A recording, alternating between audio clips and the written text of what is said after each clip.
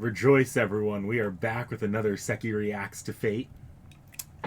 This one's an interesting one. I think I really enjoyed this one because obviously this is the least amount of effort for me to prep of most of our recent servants. This is not, in fact, a historical character with a ton of attested records. This is a figure from a religion, which is always just a little bit easier unless the religion is Indian, and in that case, everyone's fucked. Well, if I'm not wrong, and I don't know how much you're going to bring this up, doesn't the interpretations of this particular character change across different sort of eras of that religion? It does to a point, but I'm not going to give a full history of Zoroastrianism, like religious change, because I personally, that's true of every single religion. Right? Oh yeah, it's true. Like the interpretation of God has changed over the course of Christianity. Look at the Old Testament versus the New, right? You want an example like that directly parallels this for clear and obvious reasons? Look at interpretations of Satan over time. Exactly. So it's not conducive to try to delineate every single one of those because I'm gonna miss some, or I'm not gonna understand like the nuance behind it, or like the cultural nuance, just because I don't have 300 years of my life to dig into the actual nitty gritty of Zoroastrianism. I'm not a practicer of Zoroastrianism, so it's gonna be pretty base overview in this case, and you might be disappointed by that, but honestly, you spend the 300 hours, you will be enriched for it. So we call him Angra Mainyu. He's known by a couple other names. It depends on the language, obviously. That's the Avestan name of him. He's got a Persian name, Ahriman, or Ahriman, which, is anglicized Ahriman, I think. But I've seen it in texts appear under a couple different anglicizations when put into like English and recorded in English language texts, which you can see with most names that come from Persian, Avestan, or anywhere kind of in the Middle East. They tend to get a little bit jumbled. Some extra characters get added in because there's sounds in those languages that don't exist in the English alphabet. So like we don't have sort of a separate aspirated like h, right? We have H, and you can aspirate H, but technically our H is just H, right? Like help. It's not h, which is a little bit different. So obviously, if you know it by a slightly different name, that's probably because of translation differences.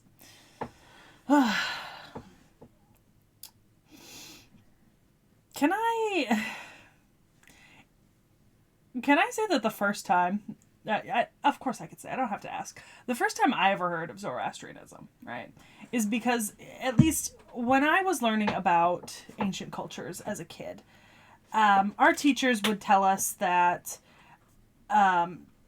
Akhenaten was the first example of like a mono deity sort of religion, like a singular deity religion, and then they would usually follow that up with, and it's also the inspiration for Zoroastrianism, right? Attributing Zoroastrianism in some way to Akhenaten declaring the sun disk, the Aten, as God. And I mean, maybe that was my classes that taught me that, but even as a child, I knew that was bullshit. A sun god does not turn into a whole nother religion in a different part of the world that has like complex nuance and like multiple deities and such. So I think it's hilarious that I was taught that. And obviously this was at like an elementary school level, but like still. The second time I really heard about this was when we started making our Fate campaign. Right? Because Realm's characters supposedly got some backstory with Ahura Mazda and Angra Mainyu. This was all by coincidence, by the way. They had wanted a religious character, and they had settled on Zoroastrianism and Ahura Mazda, and I'm like, wait a fucking minute. Yep, because he went for Ahura Mazda, and Ahura Mazda isn't in Fate, correct? No. Yeah, no. just Angra Mainyu. Yeah. Which would make sense. Because I know a little bit about Angra Mainyu in Fate. I mean, I don't know if they'll be up by then, but we've seen the Heaven's Feel movies. Yeah. And even if she doesn't remember it very well, she watched Fate Zero. Ain't that the truth? Even if I don't... I still need to rewatch that show. I know, like 90% of the best parts have Iskandar in it, and you love Iskandar. I know. I gotta do better. I gotta do better. Anyway, so just as a brief commentary, Zoroaster, also sometimes called Zarathustra, was a spiritual founder of the religion Zoroastrianism, as well as a reformer of religious beliefs.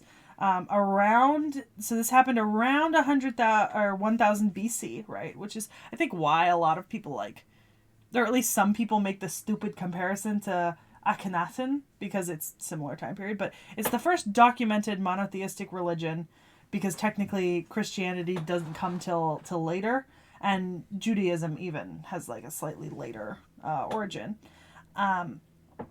Zoroastrianism was well known enough in the ancient Mediterranean and sort of Asian world at the time that it was known and mentioned by Plato, Pythagoras, and a bunch of the Abrahamic religions in their own texts and writings later.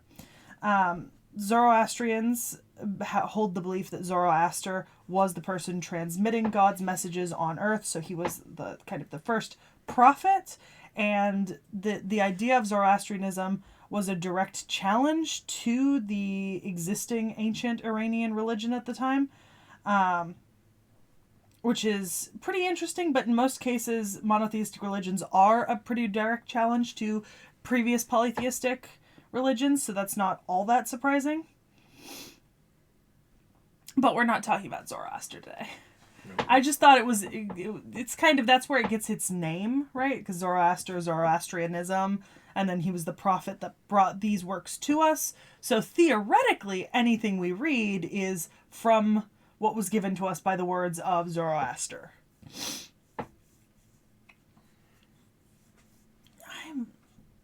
My allergies are hitting. The general idea of Zoroastrianism is that there is sort of a system of deities. It is monotheistic in that Ahura Mazda, right, the light, he is the god of this religion. But Angra Mainyu is also a part of this religion, and he's not technically a god. What he is it's the named destructive or evil spirit, right? And in Zoroastrianism, Angra Mainyu occupies the space that is the direct competitor of either Ahura Mazda, who's the highest deity in Zoroastrianism, or the Spenta Mainyu, who are the holy or creative spirits. So Ahura Mazda is essentially the personification of destruction and evil, right? And not exactly evil the way we think of it, but all of the things that go against what Ahura Mazda preaches in the religion. Hello, fatty. There's no room up here. Get out of my cover. Peachy. She thinks there's room. Not for you. That's so mean. In some of the earliest texts we have from Zoroastrianism, Angra Mainyu isn't even a name. It's more of a title or a descriptive that doesn't evoke sort of one singular being. It is an abstract energy that is chaotic, disorderly, maligned, and destructive, of which one of the manifestations is often anger. And it is, in one example, it's said that declaring Angra Mainyu is the absolute antithesis of the bounty of spirits and goodness. So this starts as a concept of the exact opposite of what is being preached and desired.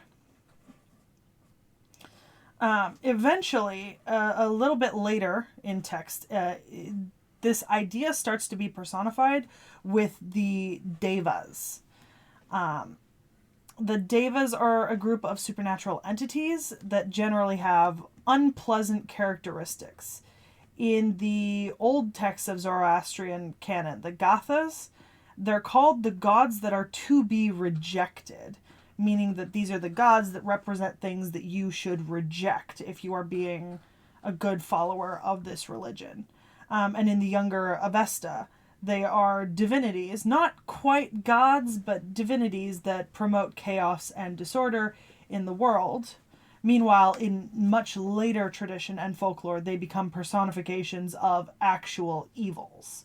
So you have to think in ancient religions, like if you look back to some of the earliest gods in ancient religions, it's often that the gods that are considered bad are not necessarily associated with evil that we know, because evil that we know isn't, I don't necessarily think, was a concept in the same way back then.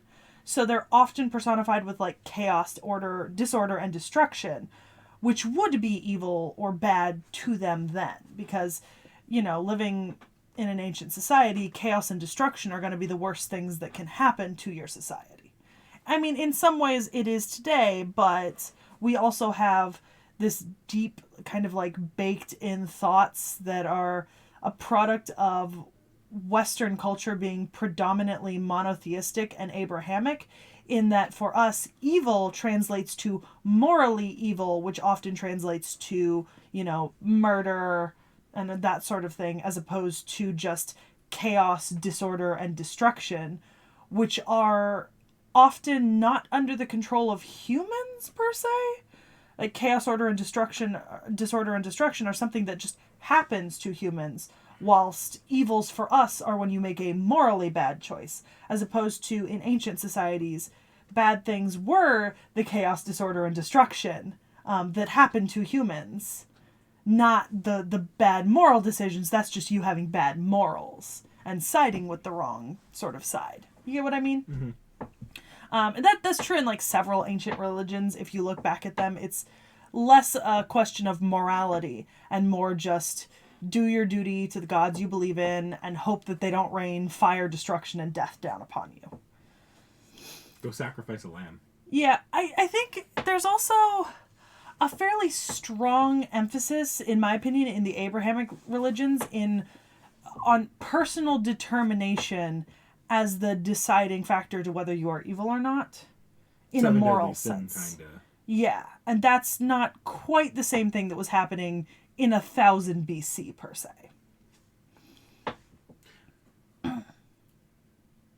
I mean, maybe I can kind of see why. Like, you don't really want to establish like firm personal morality if you're gonna have a, say, I don't know what the predominant governing body was in areas of the world that had Zoroastrianism, but I know as you move farther back, you have to have more. A sense of control, a sense of order is probably a lot more valuable when things aren't as stable. Well, if you want to think back to the government in this sort of thing, then I think the closest comparison and area of the world applicable would be to look back to Hammurabi's code, right? And if you look at Hammurabi's code, and I've read huge chunks of the code, there are things like if a woman sleeps with a man who is not her wife, her hand shall be cut off, right? And normally you'd see that as like an intensely like we would see that morally as like an intensely inverse and brutal reaction to something that isn't necessarily, does not require someone to lose their arm or something, right? But it wasn't seen the same back then. Their laws were deterrents in a lot of cases.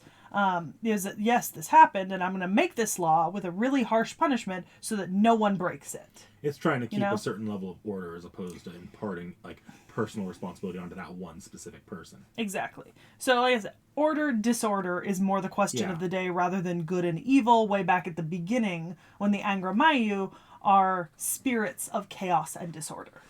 So the spirits would come to you and maybe they want to promote chaos and disorder. So they say, sleep with your husband's brother or something, and that's not necessarily a moral decision you make. That's a disorder decision that you are pushed into making by the influence of angry spirits that you have let into your life through something else that has happened,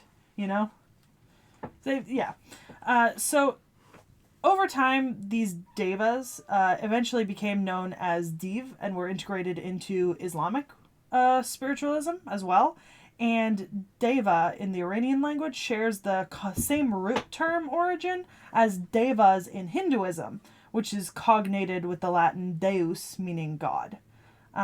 So technically, while so even though the word for Vedic spirits, right, the devas, and the word for Zoroastrian entities, devas, are completely and linguistically, etymologically related, their function is entirely different, which I find is actually really interesting, because normally you'd think that if they share an etymological origin, right, then they're a similar thing, because the same word was given to them. But in this case, it's that both were using the same word to describe slightly different things. Because there are other languages that have equivalents for Avestan devas that are from other religions.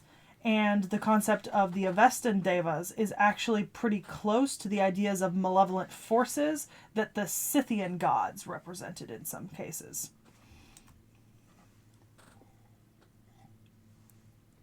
I spent all yesterday talking. I'm struggling. Should have brought cough drops. There's a bag of them somewhere around here that I haven't finished yet. I don't know where.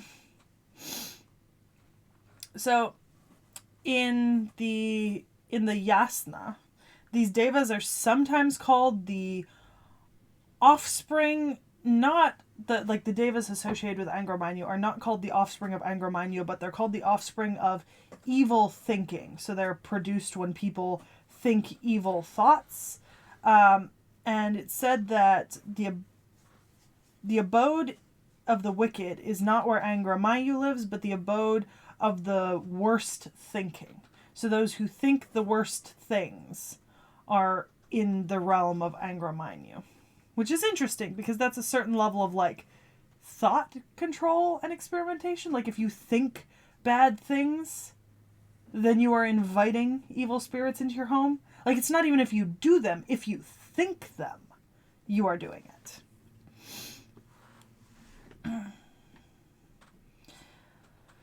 In the younger Avesta, Ahura Mazda recites the Ahuna Vairya invocation, which puts Angra Mainyu into like a stupor, and then creates the Azi Dahaka, who recoils at the sight of Mithra's mace. Mithra is a light-bringer hero from this mythology, one who's associated with light and good, and actually may or may not have become the base for a cult in Rome called the Cult of Mithras. Interestingly, that has virtually no connection to actual Zoroastrianism, but just became its own cult, with Mithra basically being a Jesus figure to the cult, which I think is absolutely hilarious. Eventually, in this book, they're able to stop the plans that Angra Mainyu has to dry up the earth, and he battles with an enemy he cannot defeat to prevent the rain, which was his plan to dry up the earth. He was like, I'll battle with this deity, and by battling with them, I will prevent them from being able to call the rain down upon the earth. The earth will dry up, and everyone will fall into my realm. I love that Angra Mainyu's plan here is literally a plan that some Pokemon villains try to follow. How far are you in One Piece? Have you continued? No, I haven't had the chance to continue yet.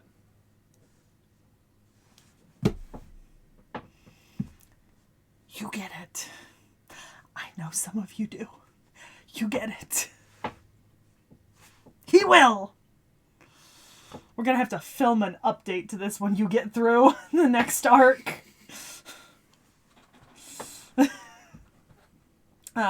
Actually, in one of the books of the Younger Avesta, at this point, Angra Mainyu actually tries to persuade Zoroaster to turn from good by promising to make him ruler of the world.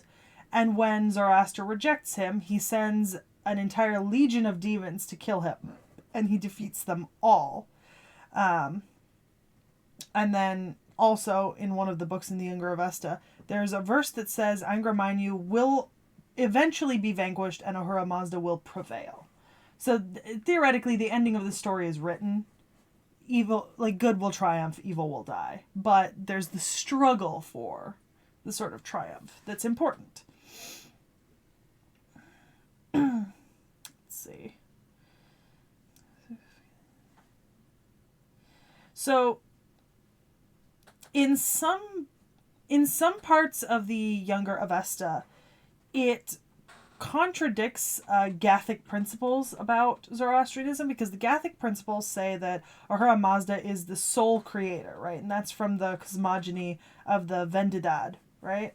Which would later become a basis for a 9th century text called the Buddhahishin.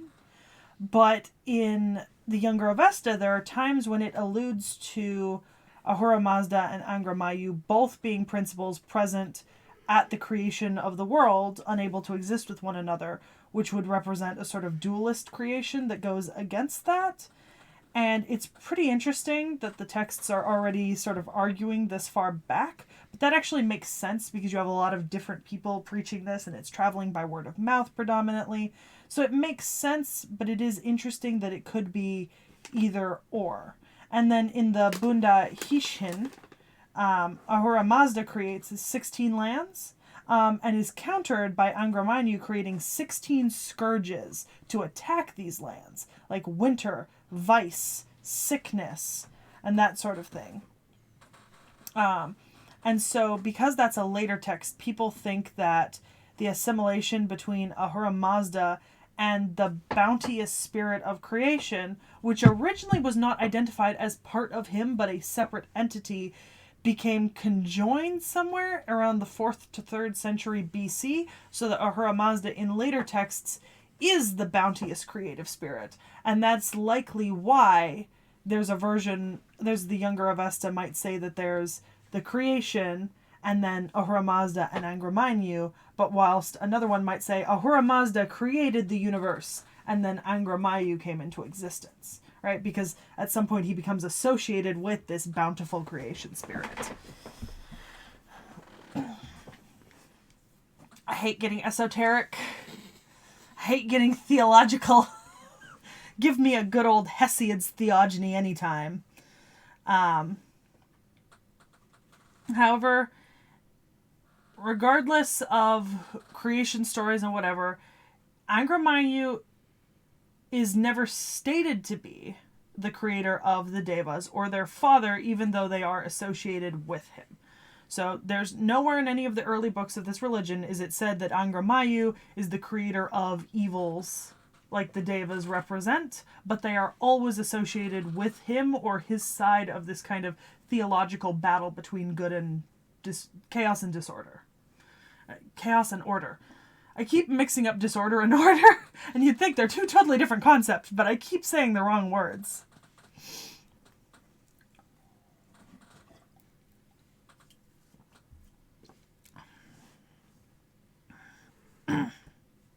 So, we'll talk about a couple of the more common versions of Zoroastrianism. So the first is Zervanism. Zervanism believed that there was a dilemma in the theology about a mention that they saw of antithetical twin spirits in the Yasna. And so they believed that Ahura Mazda and Angra Mainyu were twin brothers, one born as the epitome of pure good and the other as the epitome of pure evil, which is only explicitly stated in the Syriac and Armenian polemics of Esnik of Kolb. And those are post-Sassanids, so they're much later in the chronology. So it's definitely that they're trying to kind of bring together multiple things that they had heard into one theogony that it makes sense. Because in these sources, Zervan was an androgynous deity who existed alone but desired offspring to create heaven, hell, and everything in between. Zervan, who's the kind of the creation here, sacrificed for 1,000 years, and two were conceived, Ormzud and Ahriman, right? And so you have the personification of ultimate good and the personification of ultimate evil. And in my opinion, this is one of the at this point, Zoroastrianism this branch has already made the shift over from the difference between chaos and order to moral good and moral bad, which does not always align with chaos and order. Because order does not always equal morally good, and disorder does not always equal morally bad. No. You know I'm right. What? saying order does not always equal good. Oh no, I hear what you're saying. Because New World Order. I just know a particularly timely or a particularly relevant example in the modern day of differences where something like that comes to play. Everything I can think of is historical. You have a modern one? So it's not necessarily a religious example, but rather a legal societal value example. The difference, if you ever look at the difference between defamation laws in the United States versus Japan, in the United States we have a true or apparently true clause, so that you can get off a defamation if what you're saying is true. Mm-hmm. In Japan, you can still get charged with, I think it's defamation or libel. I don't know if it's one or the other or both. Mm-hmm. Even if what you're saying was true, mm-hmm. if what you're saying is not like what you're saying, I don't want to go into too specifics. I'm not a Japanese legal expert, mm-hmm. but if what you're saying is not necessarily good for the public good, like the public order. Interesting. That's just what my mind immediately went to, as far as like order being seen as its own moral value as opposed to just a straight personal morality. Interesting. That's just the way knick-knack mind works. Oh, that's fair. So, in more modern Zoroastrian interpretation, we're moving forward to the Pahlavi texts written between the 9th and 12th century AD. As a sign of disgust towards Ahriman, because at this point he's known as Ahriman, that's the Persian, his name is often written upside down as an insult, which is pretty.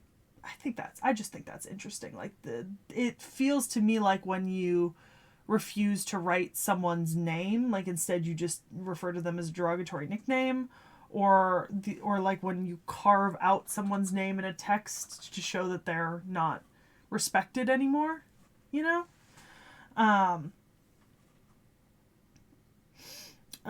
So in this, evil is ascribed to him, but nothing can be done without time. So it's sometimes he's sort of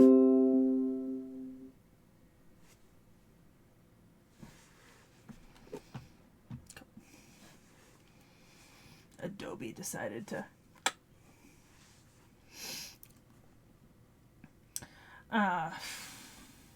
Adobe really threw you off here. It did, because I was gonna get into like a very particular. Okay, so there's a particular text, right? It's Zervanite. It's called the Ulema-i Islam, and in this version, it notes that he's probably a non-entity, but at his resurrection, he will be destroyed, and thereafter, all will be good, and all will be the will of God, right?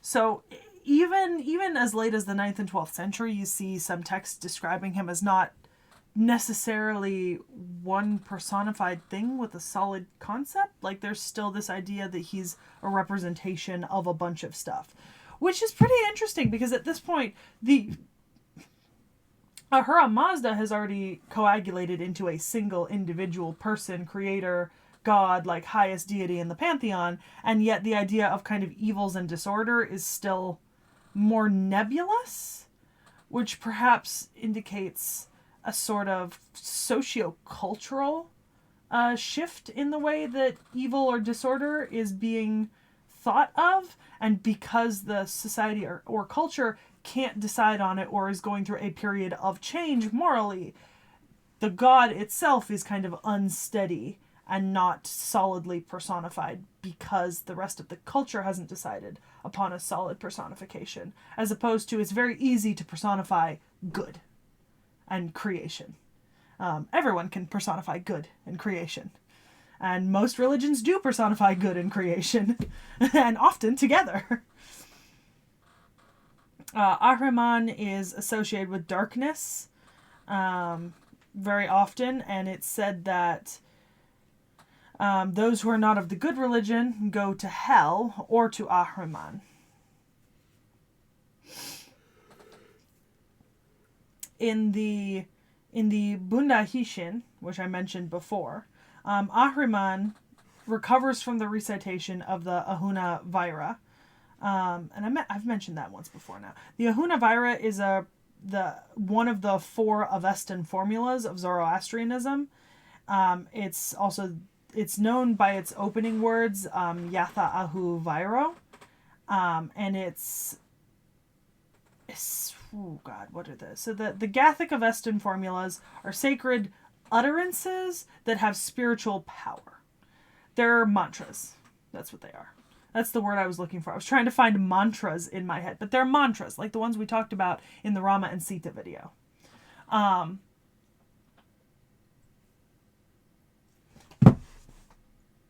swear to fucking God, I don't know if it was fate, but I have heard the mantra Yatha Ahu Vairo before.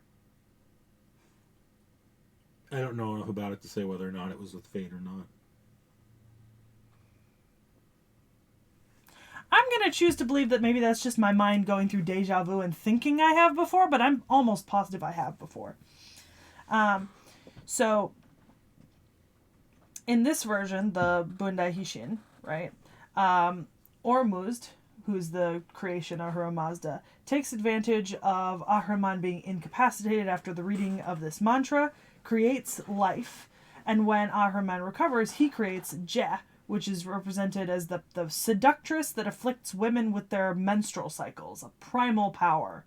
Ahriman sees that Ormuzd is superior to himself, so he flees in order to create demons to conquer the universe in battle. So the entire universe is divided between Ormuzd and his Yazads on one side and Ahriman and his devs on the other. Ahriman slays the primal bull, but the moon rescues the seed of the dying creature. From it springs all animal creation. The battle goes on. Mankind caught in the middle. Mankind whose duty it is, in this version, to remain sturdy through the forces of evil, thinking only good thoughts, speaking only good words, and performing only good deeds to aid in the battle against the devs, because the devs and Ahriman gain power when humans do evil things, or think evil things, or speak evil things. Good God, I give the devs so much power every time I get in my fucking car and have to go on the freeway. I am the reason why the world will end in bad, and it's because people are stupid drivers. You don't get to see it because we're on chairs and in an office here in a library. You get into a car with Sekhie, she doesn't even have to be the one driving. Like it is a 180. Sekhie becomes one of the most like violent and irrationally angry people you've ever met. I will clarify, just in case anyone's worried, I don't actually like drive my car like I'm mad, but verbally I become incredibly. I'm pretty sure I heard her once from Hawaii. I'm pretty bad about that. I get really mad if people drive like fuckwads. It makes me so mad. Just listen to the wind. Sometimes even you can hear Sekhie screaming at a driver. Really? Or at a pedestrian properly crossing the road, just walking that slight bit too slowly. My fucking God, pedestrians need to move faster. When I'm a pedestrian, I can move as fast as I want, but when I am a driver, pedestrians need to move faster.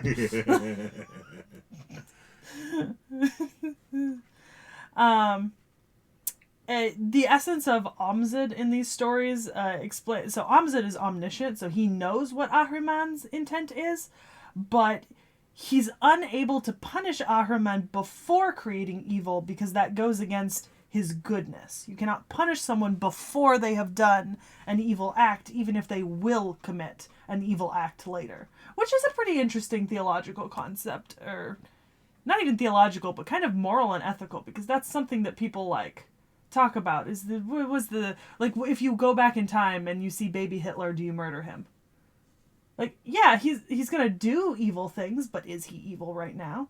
Puppies! Oh my goodness! Apparently he's following her around a lot, and staying with her. Oh, bye-bye. They're so similar. I did not like the way that they look. That's so weird. I don't want to get into present-day Zoroastrianism, and that's a personal choice I'm going to make. Feel free to look up present, like 1800 to modern Zoroastrianism on your own if you're interested. But in my opinion, it gets real fucking weird. You know what I mean? Because you got a lot of people who are just trying to interpret ancient texts And a lot of them, like scholars and historians, try to interpret texts, and then people take those interpreted texts and try to create a religion based off that and what they think. And I don't think that truly represents Zoroastrianism, in my opinion. And I don't think it's a good representation of the concepts, because I think in some cases, in a lot of cases, you lose a lot through translation, and translation opens up the metaphorical bag of evils to all the different versions of a translation that one can have, you know? Like, one word could be translated 17 different ways, and in 13 of those, it might mean totally different things. Let's not forget that you're also at the whims of I'll say the personal politics of the translator. You see this in some versions of the Bible. Yeah. Also, time and culture. All the concepts talked about in these ancient stories don't necessarily translate to modern day. So when they say a word, they might have had a totally different image of the kind of what was coming along with that word, a sort of socio-cultural baggage, as opposed to what we have coming alongside that word.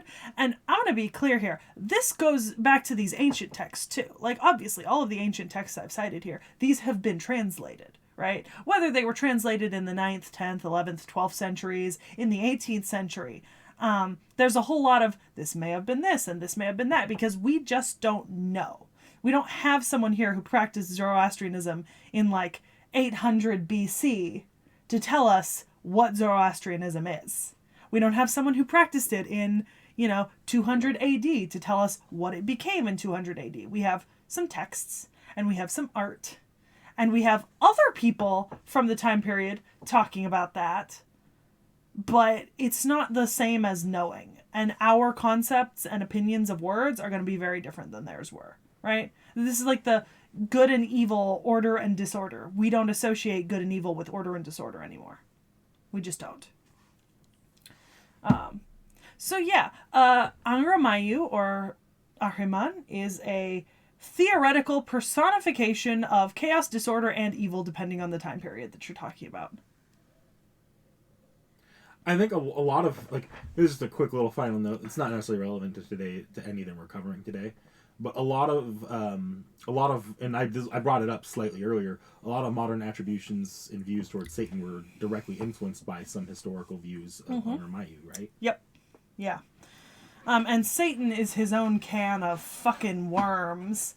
Like, Satan throughout time is a 38.5-hour video essay. Thankfully, Satan is not a servant yet, unless you count Emiya. Look. If Satan ever gets added, I promise right here and now, I will deliver a video essay longer than the round table if Satan becomes a servant. All like, but no, this doesn't mean like somebody with an aspect of Satan. If Satan or Lucifer, I'll count Lucifer. If Satan or Lucifer becomes a servant, I'm protecting myself here. This has to be like full Satan or Lucifer. Yeah. This can't be like, oh, Jesus was seen in the background of Martha's artwork. No. Or this, it's like the Sacra of Five. Yeah. This character is a combination of 8 different characters. No. If Satan becomes a fate servant, I will give you a video essay longer than Roundtable. So, are you ready for what's going to be the single most roundabout video I think we're ever going to do fate-wise? I actually am. I knew this was going to be roundabout and fucked up after watching Heavensfeel. So I am fully prepared for the weird shit that you're about to show me. So we're going to start with pretty much a review of the Heavensfeel shit. Mm-hmm. So I'm going to fast forward through any of the early Grail War shit. All you need to know is that 3 mage families start a Holy Grail War. The Tosakas, the Ainsburns, and the Makiris, later renamed the Matos. The wars got more violent as time went on, and in the Third Wars, the Ainsburns cheated and tried to summon Proto-Satan himself instead of replaced their Berserker servant. And it lost, corrupting the Grail War's summoning system. The summoned servant, Angra Mainyu, was weak as fuck. And as the Grail War did with Sekhie Kojiro, it didn't actually grab Angra Mainyu. It grabbed someone it could most closely attributed to Angra Mainyu. And that guy was some sad asshole that was randomly chosen to be blamed as a scapegoat for all of a village's problems, leading him to be unimaginably cursed. But he was certainly no powerhouse, as he just died a sad and miserable death. When summoned in the Third Grail War, he would be quickly killed by Fionn Macumail, where he would then proceed to return to the Greater Grail as Fiel, just like every other servant does, which would cause the Grail to become cursed itself. And it managed to basically corrupt everything involved with the Grail War, which leads to the disastrous events of Fate Zero and Stay Night. He's even responsible for why the Grail actually can't... Because the Grail's originally only supposed to summon, like, heroic spirits, your King Arthur's, your Jean of Arc. So why is it summoning the fucked up people? Why is it summoning Giles de Rey, Medusa, and Medea? Yeah. But we've watched anime adaptations of the story, so I am not going to recount the entirety of Heaven's Feel. So, abilities-wise, by the time we actually see the Grail in Fate, as a host of Angra Mainyu, it's effectively just a suffering bomb that one invoked will cause all kinds of monkey paws that will kill everyone on Earth. Fate and their monkey paws. You and your monkey paws. So, you see it in Heaven's Feel a little bit, and it's actually brought up in Babylonia as well, but the Grail produces a black sludge made of curses known as the Holy Grail Mud. And we know that... The Ooblack. Yes. We know from Babylonia that this is in part deriving itself from Tiamat's own Chaos Tide, the Sea of Creation. That's what I wanted to mention. Okay, hold on. Earlier, I made a mention, you look back at, like, primordial gods, and often you've got order, disorder. I wanted to mention Tiamat, right? Because Tiamat is not a goddess of inherent moral evil, but rather one of chaos and disorder. And you find that a lot in primordial beings and deities in ancient religions. It's often chaos and disorder that is the sort of opposition. So that's kind of an interesting thing that I don't know if that was intentional or not, but it's interesting that that both Angra Mainyu and Tiamat have that sort of chaos thing going. I think it's full. I personally think that makes a lot of sense. There are a lot of other deities that are also ascribed to kind of the order chaos spectrum rather than good and evil, and a lot of it comes from before Abrahamic religious morals had as firm a grip on the world as they do today in terms of like a moral ethical spectrum. So a lot of it comes before that. Like most old religions have a chaos order component, right? Like if you look at ancient Egyptian religion, the aim of the gods is not to prevent bad things from happening. It's to keep the order of the world spinning. It's to keep the order moving and keep it regular, right? Like the purpose of ancient gods is never to, even the Greek gods, right? They're not moral. They're not promoting good or bad, but they're doing the things that need to be done to keep the world working. They're forces of nature that humanity could not possibly control. Exactly, so chaos and order. I mean, we literally have the ancient Greek primordial force, chaos. Like, that's literally an ancient Greek primordial force, is chaos. And from chaos is born Nyx, Erebus, etc. That's where you get Eris, the goddess of discord. It's literally her job to sow discord. She's not doing anything evil. All she did was write who's the fairest of them all and give an apple to 3 goddesses. She didn't do anything evil. She simply provided them the pathway for them to kind of disorder the world, ending eventually in the Trojan War and the death of thousands of people. So, as far as that, like, the mud goes, its primary thing is it has the ability to forcibly alter servant and spiritual entities, blackening their soul and orienting them towards killing others. We see it with Saber Altar, but it can also be used to puppet the corpses of servants as well, if they are recovered before disappearing. Mm-hmm. Certain servants can resist its effects, namely servants with clairvoyance or a strong sense of self, like Gilgamesh, or alternatively servants with already heavily unorthodox constructions, like Counter Guardians, aka Emiya. What about the Sakura 5? We haven't seen how that would work before, but they may fall under that as well. Yeah. Okay. Interesting. But regarding humans, it won't just alter them. Instead, it acts as an attack on their soul itself. Exposure is very draining. While it can corrupt humans, they cannot simply be overwritten, unlike servants. Instead, it's more like the curses wear away at the human's mind and drive them into specific actions. We see this with Sakura, and to an extent, albeit it didn't have to do much with him, Kirei.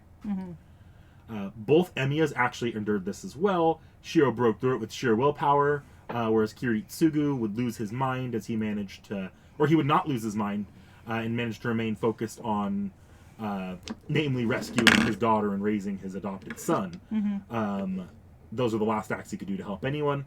But unfortunately, the strain of fighting it would eventually have negative effects on his physical health, leading to his relatively young death not many years after the Grail War.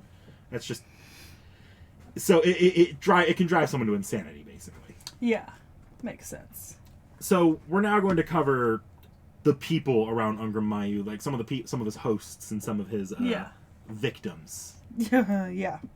So first off, we're going to not break this character down on a lower level because you've seen Heaven's Feel, but we're going to move on to Sakura for a second. Okay. You've got a Sakura tab for me open. My least favorite girl. So I do want to go over Angra Mainyu's notable hosts. Besides Kirei, because he kind of gets more involved in a future video that I didn't feel like merging here. But you've seen most of Sakura's backstory now. Sent off to a household, proceeded to commit the worst crimes to her as a child. She would either be freed by the events of the Fifth War, and sometimes she takes servants to the Ilya, causing her to eventually snap and become Dark Sakura. I'll briefly go over her abilities and how they interact with Angra Mainyu specifically. Yeah. So I've seen... Well, hey, there's some concept art I wanted to look at. Oh, okay.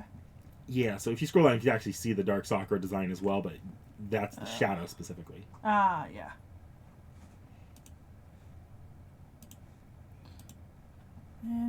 See, I like that better than what we got in the anime.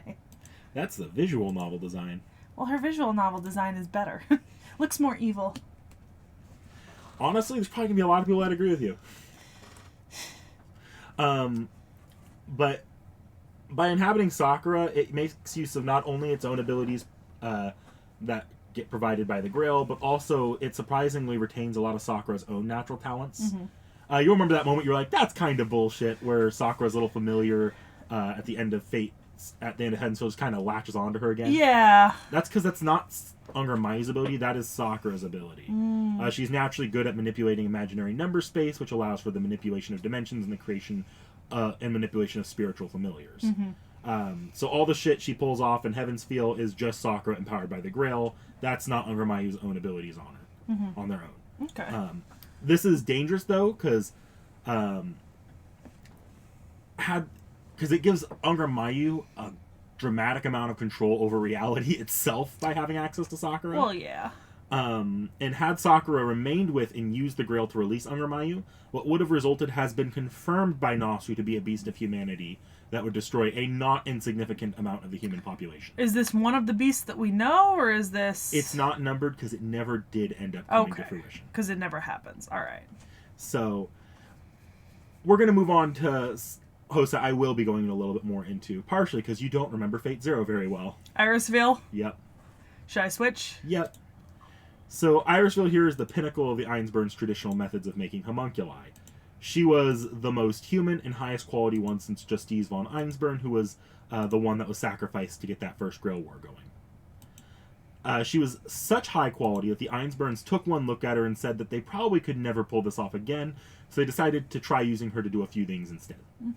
The first was create something of an actual mage bloodline by breeding her with a decently quality mage to make a half homunculus. That would be Ilya. Yep. The second thing they did was use her and her child as something of a wedlock honey trap for the father to make him fight in the Grail War. They'd hoped the promise of a wish and support would be enough, but the daughter would serve as collateral.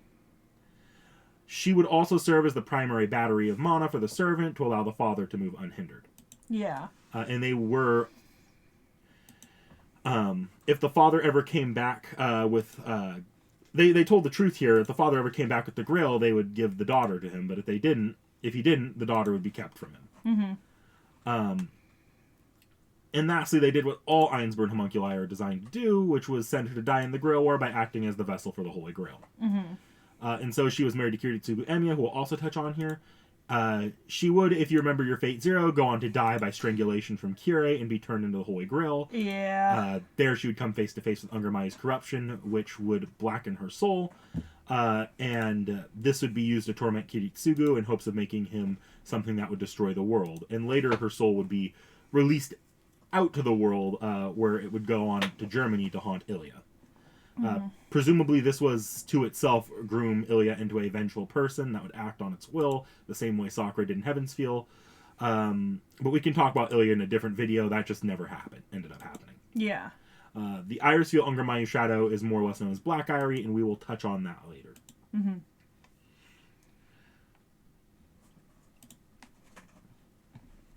Sorry, I'm just going through art. No, you're good. I figure that's the best thing I can do when you're talking because I don't want to be reading this. Yeah. So I just flip through all of the I arts. summarized this for a reason. Yeah. This is my favorite version. We like the dress. I do like her instructor dress, but that's separate. Oh, so there's an entire anime of that. Basically, after... you know how we have the Taiga Dojos at the end of Carnival Phantasm from the visual novel? They did a series of that for Fate Zero with its anime release, where she would interview servants and characters that either lost or weren't very involved. Oh, I want to see that. I could send you a link. I almost submitted it to Fate Zero, but I thought that might be a bit much. Oh, I want to see it now. It's short, so. Catch that being the thing that gets me to rewatch Fate Zero. So, the next thing we'll cover here, or the next person, is the father, Kiritsugu Emiya. He looks so... I'm sorry, but that's like straight off like a 2003 Hot Topic ad for all black. The Edge Boy himself. Exactly. So I have no better place to cover Kiritsugu Emiya. Unlike Irisviel, he's less connected here to Angra Mainyu, but he's still the hubby to one of its victims and will become relevant to an incident we'll cover later, so I'll go over him here. Kiritsugu was scarred as a child with the loss of his entire island that he lived on due to his dad's attempts at becoming a dead apostle vampire. He'd end up adopted by the woman that saved him and join her in her career as effectively a mage bounty hunter. He would let go of the childish idea of saving the world from all... He would never let go of the childish idea of saving the world from all evil for most of his life. He intended to do so even if it meant committing all the evils in the world himself. Lots of death and loss later, he's at the end of his rope and only holding on with the help of a woman he took under his wing and had a casual thing with. He's approached by the Ainsburns to go on with their plan. He's privy to all of it, being an actual mage killer, he understands his role and treats the Grail War as his big chance at saving the world. Oh, I just realized something. Question. Are we going into the fake... We're not looking at, like, card arts for these two characters, are we? We will get some card arts later. But I mean, like, these ones. They will show up? They should show up later, yeah. Okay. All right, because I haven't been clicking into those. I've only been clicking into the non-FGO stuff. But I was like, if I'm not going to see it later, I'd rather see it now. Okay. Just checking. So yeah, he would join the Grail War for the chance at saving the world. Lots of death and loss later, he comes face to face with Angra Mainyu, using his now deceased wife's likeness and soul to try honeypotting him into making a stupid wish that would destroy the world via monkey's paw. He refused and orders the destruction of the Grail, which results in its contents spilling all over the city, killing thousands and creating hell on Earth. I remember that. He saves Shiro and finds solace that his life amounted to saving at least one person. And then after multiple failed attempts to save Ilya, dies knowing the demon of angst's trauma. He dies not knowing the demon of angst and trauma and sword hyperfixation that he just unleashed onto the Naziverse. This bitch. For all the kinds of fucked up Shiro is, a lot of it's his fault. This is the second time I've seen him with literal military assault weapons. And that's his primary way of fighting. I know! Mage pulls gun. Mage! I cast bullet! See, but the best part is most mages don't expect that. They're all old hacks. No, they don't. Have you ever seen the Okay, I know you haven't because you don't read Harry Potter fan fiction, but it's so fucking funny in Harry Potter fan fiction when, like, one of the characters is like, Harry's not stupid. What happens when he tells wizards about guns? Avada Kedavra? How about pistol? Avada Kedavra, AK-47. Like, I mean, keep in mind, like, sure, Harry Potter was happening in the 80s. Guess what existed in the 80s and was relatively easy to get a hold of because they were vintage? Death sticks. Tommy guns! You could literally have the weapons used in the Valentine's Day Massacre. You know how many wizards you could kill with that shit? So many. Sorry, I'm still looking at... No, you're good. Because there's a lot of concept art of, like, his weapons and stuff. Which is pretty cool. I like that. So, fun fact, this is like one of the few things Fate Stay Night 2006 did really, really well. The depiction of Kiritsugu in Fate Stay Night 2006 was anime original, but the creator, like the general like Type Moon people liked it so much they kept it going forward, which is not always the case. I'd like to make the comment, I'm kind of sad we didn't get one of these two versions. Like, I would have liked, like, this dude or this dude. That would have been hilarious. Instead, we got this shit. I mean, it's not bad. I'm just... Oh, interesting. The English voice actor is Matthew Mercer. I had forgotten that. That makes sense. I can hear it. I've seen Fate Zero, so I can hear it. Oh, apparently he's said in interviews that Kiritsugu is his favorite role. Aww. Even years later. He's voicing something... He voiced in something that I mentioned to Hathor the other day, and she was like, what the fuck? And I can't... Oh, damn, I can't remember what it was, but I think it was an anime thing, and now I can't remember. Fuck. He was in something recently that, like, we were like, what the fuck? But, like, he's a voice actor. He's in a ton of stuff. Like, I don't know why it surprised us so much, whatever we saw him in. Anyways. Have you ever heard that man sing? Yes. Yeah. He's got a surprisingly good voice on him. Yeah. Like, there's a Fire Emblem game with Matthew Mercer in it. He was a side character, the son of an actual major character, who was specifically known to sing. So they actually cast like a Broadway musical singer, and she did a cover of the song. It was great. Matthew Mercer comes along, distinctly not a Broadway musical singer, and he sings just as well as she did, and it surprised everyone. I remember now who it was. Matthew Mercer voices Minsk in Baldur's Gate 3. Of all the companions, Minsk. I just thought that was interesting. So we are not done with the Emiya family yet. Now we have to cover like the actual FGO shit that is more relevant. So first off, we're going to keep going with Kiritsugu here while we're on a roll with Edgeboy. So we're going to move on to the next tab, which should be Emiya Assassin. Oh. So this is a different timeline where the Einsburns decided to just go ahead with the war without a third-party mage to honeypot. Where he would never end up meeting Irisviel, never start a family. Kiritsugu would end up just eventually truly burning himself out. He would end up stealing his heart to his goal, and like his son would do in Fate Stay Night timelines, he'd eventually make a contract with the world, becoming a counter-guardian servant in the assassin class. I should have an FGO wiki page pulled up. I opened it already and looked at all the designs while you were talking. Cool, you are way ahead of me. No, I'm not saying it's a bad thing. I'm saying you're ahead. You're doing good. So he would end up, let's see. I lost my place here.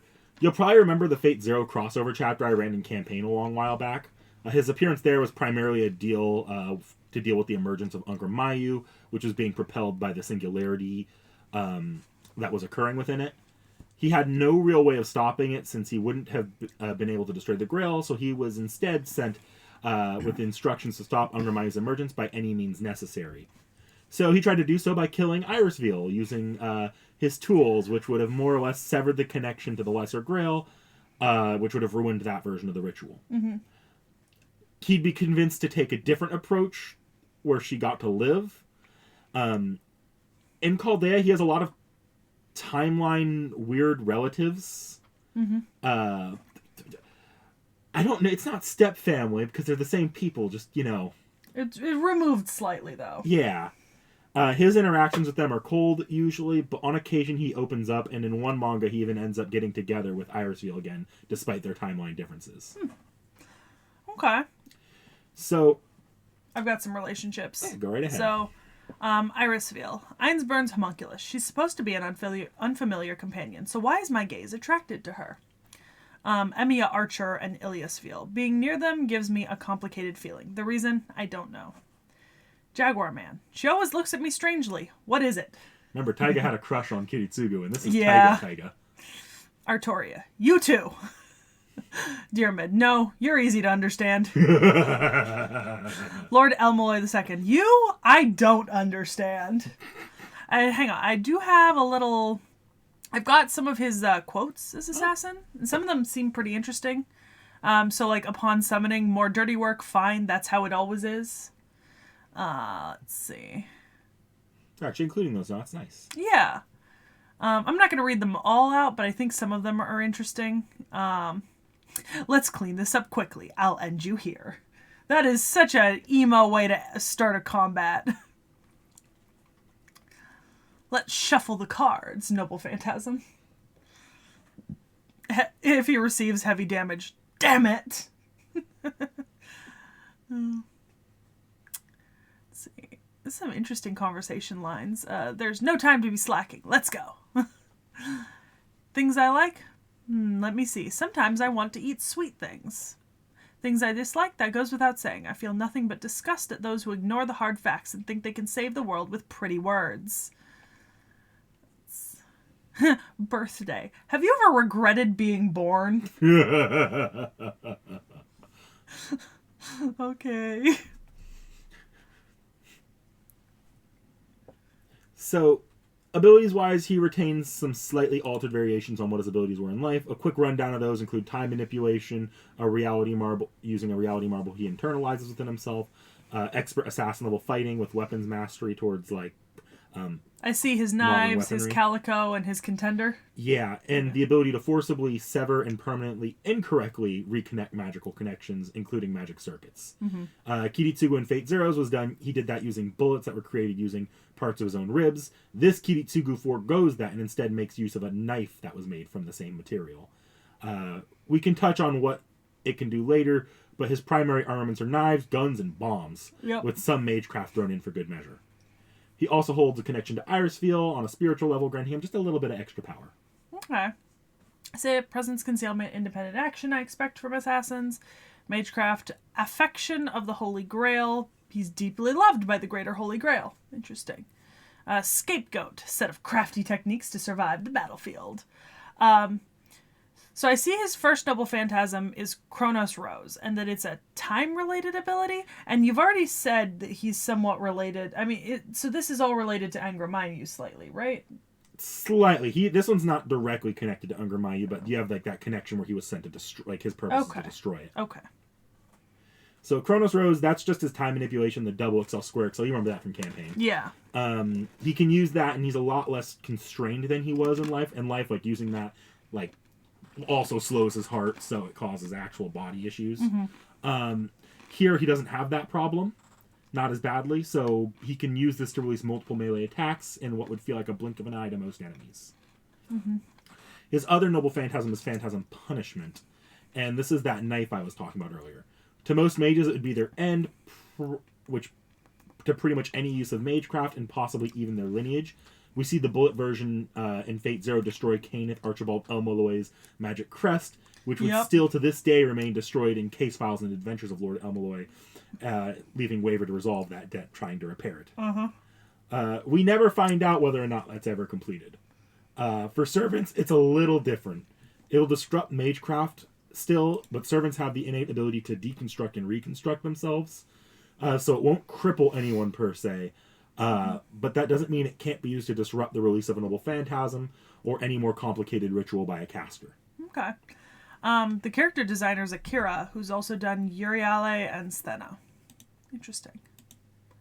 So you've got a Noble Phantasm for me? Yeah, this one's old. This one's not new. It's just so old it doesn't have a proper introduction. Oh, okay.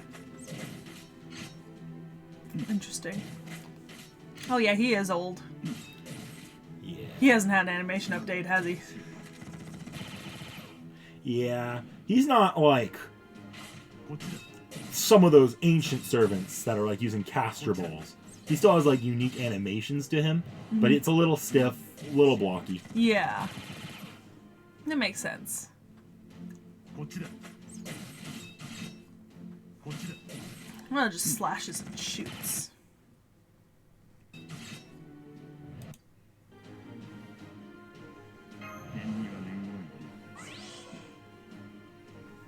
I'd probably get more out of skill animations if I spoke Japanese, but I don't. So we'll move to NP.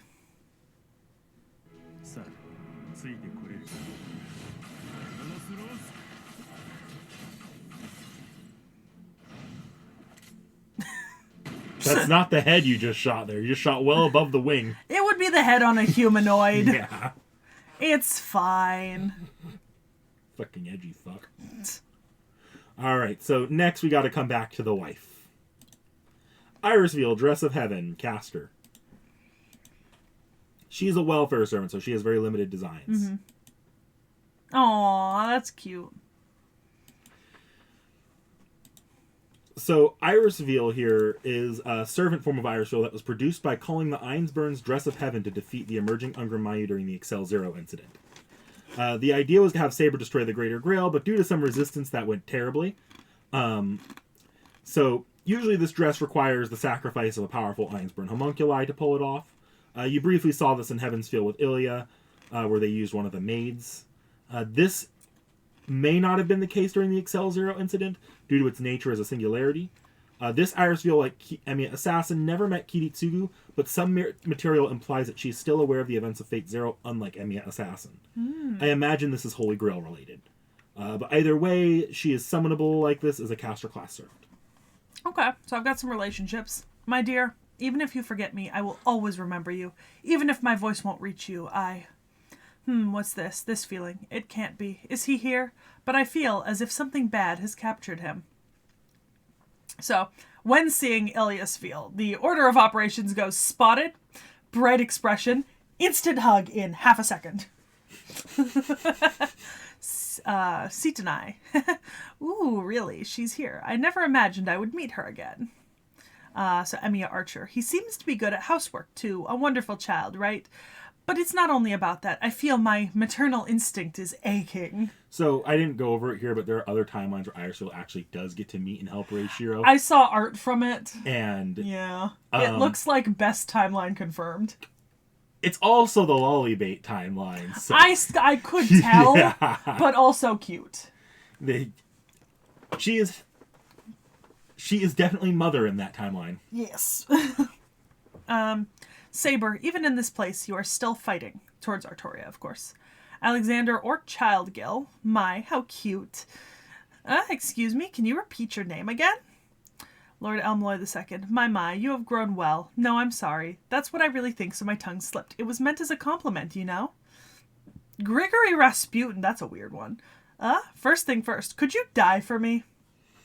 You'll understand that one eventually. Okay. All right. So, abilities-wise, Irisviel has some offensive magic abilities, making use of her original magecraft, which involved the use of her hair to make familiars, including sharp flying blades. You see Ilya and Unlimited Blairix do the same thing to create birds. Mm-hmm. Her real abilities lie in her skill as a healer, which lore-wise, at least they are remarkably powerful, approaching miraculous, as she functions as almost a walking Holy Grail. Mm-hmm. I remember. Yeah. Yeah. Okay. And her Noble Phantasm is Song of the Grail? Yes. This allows her to perform a complete healing of all of those around her, including eliminating any ailments, and is even strong enough to revive dying servants, so long as they haven't lost their spirit core altogether yet. Okay. Can I go down to 4 Elemental Eerie? Or is that for later? No, feel free. Okay. So, I was actually going to quickly note that there are the Elemental Eerie's, but they're largely gags and not really going over each individually. Well, I can look at the art. Yeah. So this is Earth Eerie. Oh, Rusted Grail Grieve. Oh, it's a Lancer class version. Yeah. Interesting. Fire Eerie. Oh, Red Grail Leak. Berserker class. Okay. Wind is a rider. You get Oh, Tin Grail Resound. I know that they're not really changing the art, just the colors, but still, it's nice. And then Water. So Saber class. Oh, Blue Grail Freeze. All right. Because I wanted to get down to the dress designer. Okay, so same designer, Leonidas the First, Phantom of the Opera, Billy the Kid, Nitocris, Yang Qing, Black Eerie, and Nito Alter. So I know most of those servants. I think the only ones I'm missing are Yan Qing and Black Eerie. Yep. Yeah. We'll be back to Black Eerie. Yeah, I figured. I like how at this point, I'm collecting servants from, like, artists. I'm like, have I done every servant that this artist has done? It's like the Infinity Stones. I'm gonna close a bunch of these Type Moon wikis that we don't need anymore. Yeah, go right ahead. Yeah. So this is her animations. Once again an pretty old old servant. Yeah.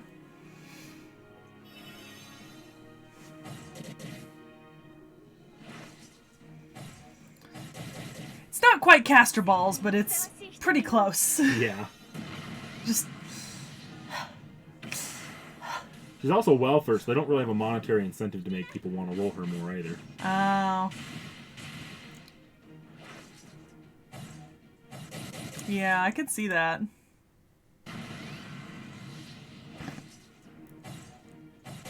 Yeah, she really just is.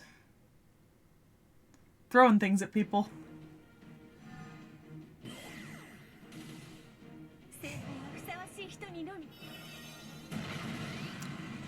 Like, at least with Jalter, they knew that if they made Jalter more up-to-date, people would want her more. Yeah.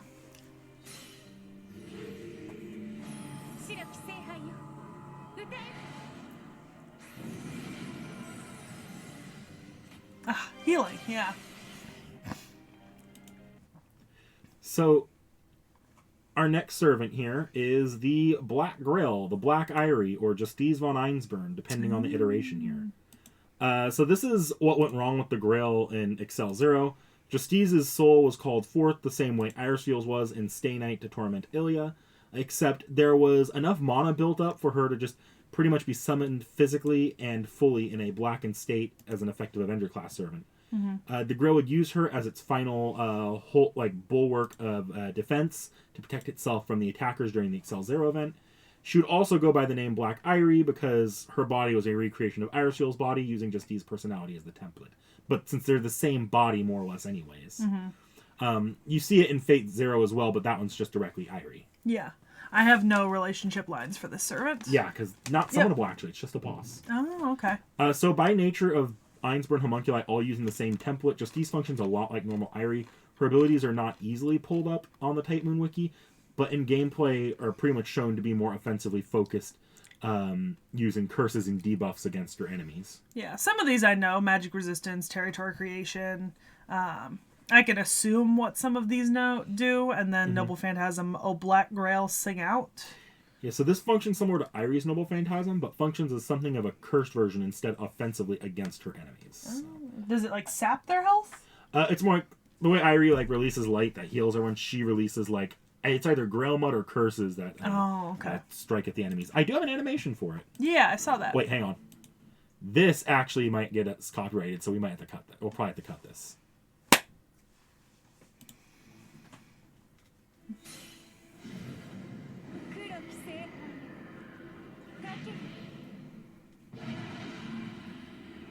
Is it that new, or is it just... Okay, so that probably won't get us copyrighted, actually. I wasn't sure if they were playing the... Because she's a boss, she has a big boss theme, and that boss theme is just a Fate Zero soundtrack. Oh, okay, yeah, no, I didn't hear that. Yeah, I didn't hear it either, so it sounds like they turned it off purposely. I appreciate you, YouTube video. Sekhie Loxy. Yeah. So, finally, it's time for the actual event here. Angra Mainyu as a servant. Oh, wow. Okay. That's...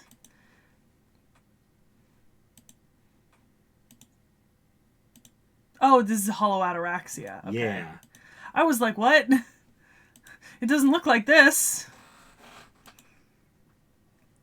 Now it does.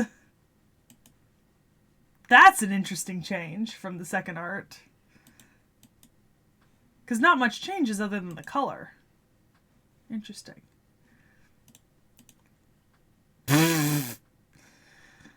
My guy, they didn't even try. He is just naked. Just naked.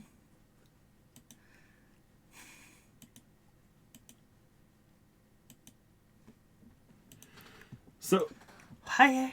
now that I've covered all the Angra Mainyu variants that you're familiar with, and now I would like to cover the actual Angra Mainyu servant. He doesn't have a solid form. Instead, his appearance is fluid and must take on the appearance of a personality of his host or of a template. Mm-hmm. The final host canonically is actually a false recreation of T.H.E. Emiya. Okay. So that's... Yeah, he looked like it. Yeah. Basically, during the events of Stay Night, remnants of Angra Mainyu that had split during the early days of the war sustained itself by reviving a dead Bazette, or a dying Bazette, post-Kire backstab. He formed a contract with her, leaving her in a vegetative state and recreating a dream world in her mind that was just a entire-ass recreation of Fuyuki. Mm-hmm. He had the data of the 5th Grail War servants, but recreated the events from the 3rd, as he knew that's the one he knew and participated in. Mm-hmm. This created something of a weird time loop, where each time the duo would make it farther and farther, often dying mid-loop. Hear me out here before you go on. His tattoo, which I'm looking at right now, Mm-hmm. looks like it came straight out of fucking Puella Magi Madoka Magica. Like, I shit you not. It does. Sorry, that's all. No, you're good. So during that time, Avenger would disguise himself as that Dream World's version of Shiro, playing both the role of as a master in the Grail War of Artoria, as well as servant of Bazette. Mm-hmm. This would cause him to take on more altruistic aspects of Shiro's personality, eventually resolving himself to ending the loop. Bazette and Angra Mainyu would form something of a bond during their attempts to escape, and it would be so strong that Bazette would eventually even try to sabotage her ability to escape the loop, knowing that ending it would actually kill Angra Mainyu. Mm-hmm. She also partly thought she would die, she herself might die, but it was more so to save Angra Mainyu from his own disappearance.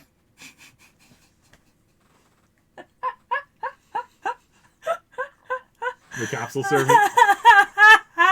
Look at Bazette with and look at her. Look at that shit. You know what the best part is? Look at that. Look at that. That's fucking hilarious. So, Angra, eventually with the help of Karen, who infiltrates the false reality, the three bring it to an end. So, you did hear me right. Fate did turn around and give the Antichrist an effective redemption arc. Aw. I still don't like her. Who? Karen. Sorry! Oh. My brain. I was thinking of, Sakura? No. I know you weren't thinking of Bazette. You really like Bazette. I love Bazette. I was thinking of an entirely different character who I got confused with Karen. That one that I hated and blocked from my mind. Pink. Kiara? Yes! Oh, yeah, no. I mixed up Karen and Kiara in my head, and I was like, I still don't like her. You know what? That's not a controversial opinion. So, yeah, I guess you want to look over the... I do have 3 relationships. I've already gone through the rest of the page. So, Edmund Dantes. Since we're both Avengers, the jealousy cannot be suppressed. With things like black flames sprouting from his hands and wearing a coat, it's not like I feel inexcusable as the senpai who's pretty much stark naked or anything. Setting that aside, he's flying around in the air too much. He really does not like being naked. Have you seen this art from Chibi? Look at him panicking down there for being naked. Fucking hilarious. All right. Gorgon. I knew that Big Sis had that kind of character too. To be specific, I knew since 2005. Even so, what's this? Didn't she become far more atrocious than I thought? Won't that swallow you whole if you try to tease her? Darius III. In terms of mythological background, I'm extremely familiar with him, but it's just too bad. Since I'm a free, nameless, heroic spirit right now, I cannot respond to that wish. Okay. Now I'll go down to abilities. So, this is the closest to a near worthless servant that lost the near worthless servant that lost the Holy Grail War. Mm-hmm. Angra Mainyu is lore-wise one of, if not the weakest servants to ever exist. Yeah. In FGO, he's even labeled as a 0-star servant, to date the only servant labeled that way. I love that. Which makes it even funnier that he's the most tucked-away secretive servant that even whales can't really speed up the process to get. But that's beside the point. In fighting, he uses 2 reverse grip knives that are shaped like sword breakers, though they themselves are not noble phantasms and can be broken easily enough through force. He benefits by using Shiro as his template, though, because he can recreate them with ease using his projection. Oh, yeah. He barely is able to hold any candle against most servants in combat, and his only real saving grace is that he's a remarkably efficient and powerful killer of living humans. He also presents the ability to revive himself when there is nothing. When there's nothing around in the evening, he can do this. But this is most likely the result of the time loop merged with Angra Mainyu's own abilities. Mm-hmm. When defeated, his remnants release themselves as something of a daemon that maintains a lot of power, though it will fade over time and can be killed. Mm-hmm. It is most effective, again, against living humans. His only real hope in combat is that he can beat servants through debuffing the servant, whilst also applying a massive power increase that will increase as time goes on, like progressively. Mm-hmm. But by the end, it's uncontrollable, and at the end, it fades quickly, and it burns him out as a result. So he cannot survive using that ability. Interesting. So I see Avenger, Oblivion Corrector, Self-Replenishment, and then I read the little blurbs about Zarek and Taurik, right? The two daggers.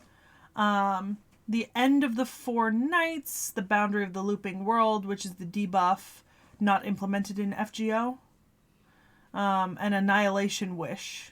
Okay, ignoring the limits, increasing ad infinitum. I see he doesn't have a Noble Phantasm? Not listed here. He does have one, Berg Avesta. Oh, okay. This is a Noble Phantasm that's potentially powerful, but remarkably impractical in both lore and gameplay.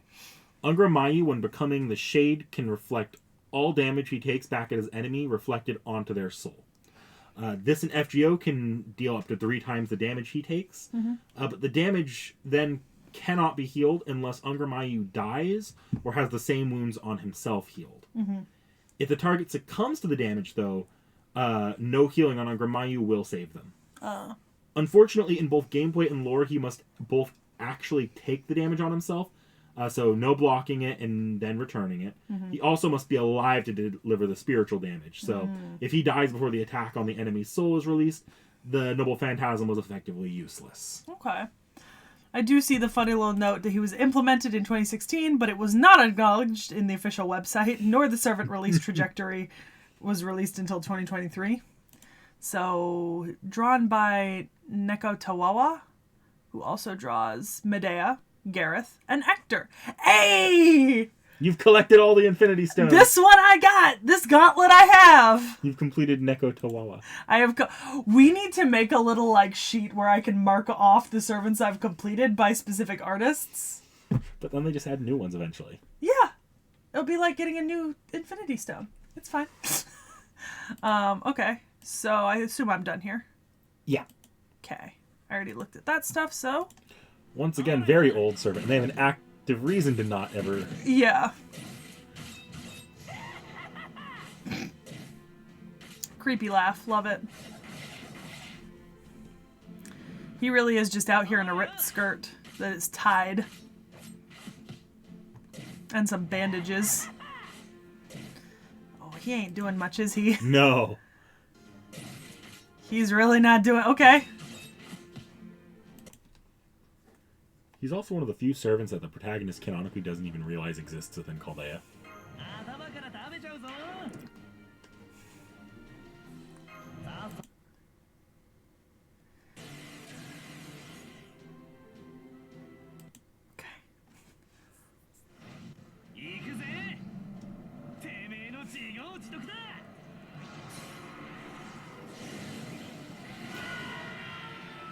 So that's the bringing on the form. He's gonna get to release it in a second, and they'll show that too. Yeah.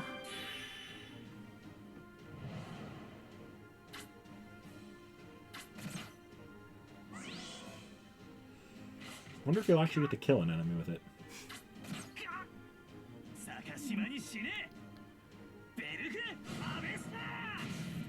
No. No, he failed to kill the enemy. So you'll notice the enemy HPs in FGO are dramatically bloated compared to the players. Yes. So it's actually kind of a useful ability for for enemy versions of Angra Mainyu. Yeah. For the player version, no, it's fucking useless. Also, in the recent comments, someone finally clarified to me where I'm looking for that extra art people were mentioning I missed.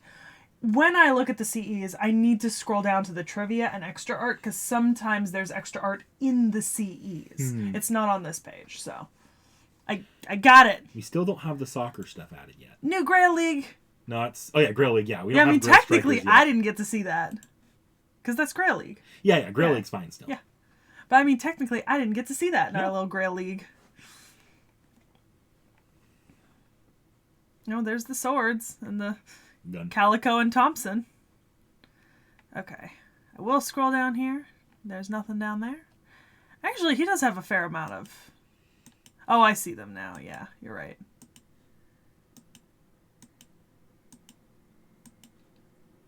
He is a Type Moon protagonist. Yeah. So. Okay. So, Halloween Princess. I see him. He is right there. But there's also Artoria and... A very naked Irisviel. Uh-huh. Oh, no. She's wearing clothes. A terrifying demoness who appears each night in your dreams is the costume that this princess of a winter castle wears for her party. It seems she's mistaken spooky with sexy. I knew that was Irisviel. Origin bullet. Interesting. His origin is to cut and connect. He has cut away many things in his life and struggled to reconnect with even more. The image reflected in the broken window, may it be the one from those beautiful days. Cool. Where the sun cannot reach. That is a lot of weaponry. And some black smoke. There's such a thing as the origin. It's not complicated, I just mean it in the literal sense. What did you start from? What were you born from? Your mother? No, I don't mean you as an individual. I mean you as something that exists. Some people were born from swords. I'm sure some people were born from worthlessness. My origin? You've already seen it. Cut and connect. It can be used as a normal attack, but it's my second noble phantasm. Phantasm punishment. The manifestation of cutting and connecting. It's my origin, given form. Bitter black. I think this is a Valentine's Day. Yep, it is. It may be out of character, but that's all right today of all days. Sentiments of gratitude that usually can't be conveyed through words can be expressed through a silent gift. So that one's just a Valentine's Day like gravel seat. It's not the one associated with his character specifically. Oh, interesting. Mama's trump card. I assume that's his. Yep. Yeah. Aww. Actually, that might be... It's Irisviel. So we'll be back okay. on this one if you want. Unless you can do it now too. It's fine. I can do it now. Valentine's chocolate from Irisviel. Do you like chocolate cake? This is called Sachertort. Oh, the fondant dolls? These are... I made them look like Ilya and Kiritsugu. No, not the Ilya and Chaldea. It's complicated, so let's talk about it another time. Guns and bullets. Okay, this is the Valentine's gift from Assassin. Just gives you a gun. A submachine gun and a few bullets are casually strewed about. It's probably difficult to obtain such a thing legally, but how you handle it will be up to you. He just gives you a gun. Yes. Okay, Prisma Ilya, Oath Under the Snow. This is from the Prisma Ilya series? Yeah. Okay, then I'm gonna ignore it for now. I assume at some point you'll explain Prisma Ilya? At some point. I know who that is. Yeah. I know who that the top is. right is yet, though. Yeah, but I know who this is. We actually haven't done that one yet. It must be relatively new. Aeon Spring Breeze. Oh, no. I guess we just haven't seen it yet somehow. Yeah, interesting. Yeah. Oh, see, because look, there's more down here. This is the gallery that I keep missing. Nope. Yeah, that probably spoils identity of that last Right. guy. Why, yes, I'm your papa. Being a devastatingly intelligent, fatherly figure may be my only redeeming quality, but when my daughter asks, I cannot say no. I do hope you enjoy your wonderful father today. His daughter's simple wish for White Day was for him to do something other than his usual evil, which somehow turned into a male servant fashion show with a video letter presented by the professor. I was too slow to escape. That aside, how in the world did you get looped into this? I should do something to repay them for that scarf. I mean, the professor looks fucking stunning. Mm-hmm. Being in the same boat.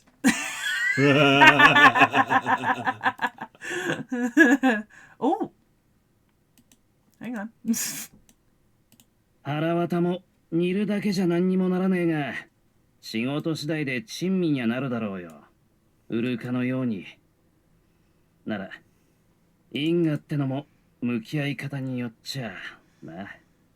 僕としては甘味を所望したいところだが、せめて苦さばかりが立ってこの景色の粋が損なわれないことを願うよ。神は慈悲深くもあるが、大層いたずら好きでもある。翻弄されるのが人の性というものだが、時にはこうして清流に身を任せるのもまた人生のたしなみというものではないかな、諸君。If you admire the flowers that fall as a side dish, the taut strings are also perfect for playing a melody that laughs at strange coincidences. If you just boil the guts, it won't do anything, but depending on the work you do, it will become a delicacy like uruka. Then it depends on how you approach cause and effect. For me, I prefer sweetness. As much as I wish, at least, I hope that the beauty of this scenery will not be spoiled by bitterness. God is merciful, but he is also extremely mischievous. But isn't it a part of life's taste to sometimes surrender yourself to the clear waters, gentlemen? I don't know which mouth to say it, but he raises his cup and says it in the back of his throat. Instead, the river hit the edge of the boat a little. Okay. Love that. I do not know the third servant in this. Which is fine. I know the two of them. That was just Kirei. It's not. And I know it's not because down in the trivia it says who it is. Oh, well, yeah, there you go. Yeah. And it's not Kirei. Or at least if it is Kirei, you got some splaining to do in an upcoming video. Alright, Dress of Heaven, Irisviel. Oh, she's the cheerleader! I love her.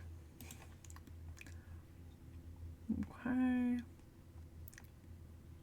Not really any extra art there, but I will skip Halloween Princess and Mama's Trump Card. I just read those. Alright.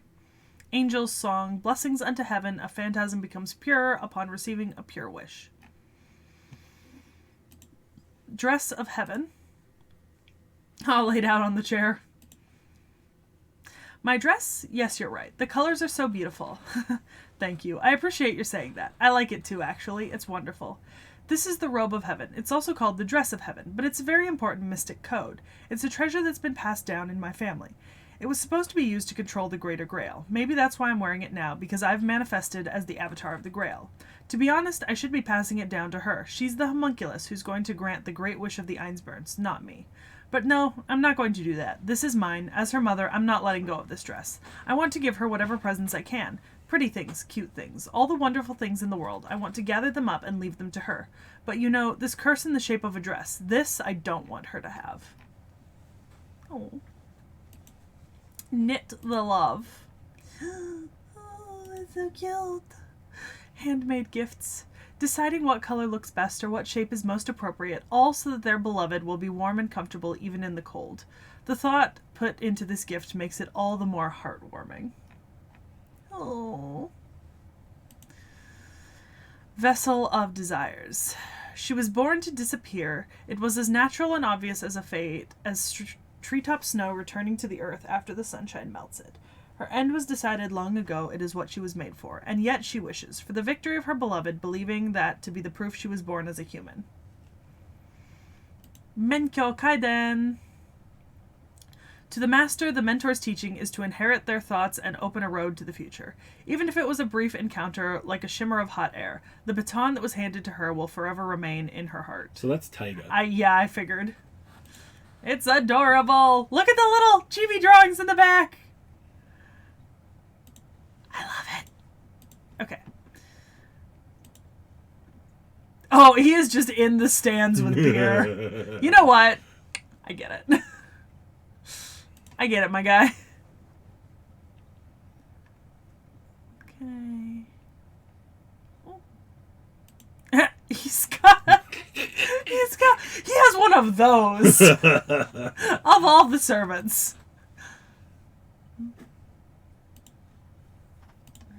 Alright. I like that it's just Black Shadow. Oh, we've only got 2. Okay, alright.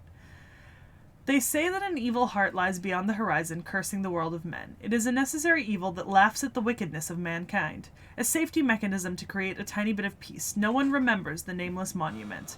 A normal life gone forever, a mind that fell apart. Hatred burned into everything that surrounded him, and one last fragment that saw it all. The hortensia that loved him and bloomed on the boundary. Last splinter. Okay. Devil's bandana.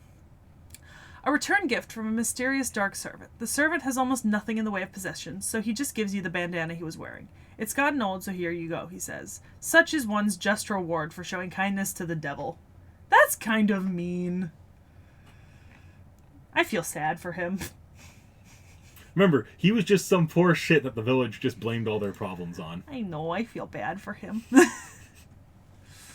So, yeah, that's Angra Mainyu. The entire breadth of him at this point. Yeah.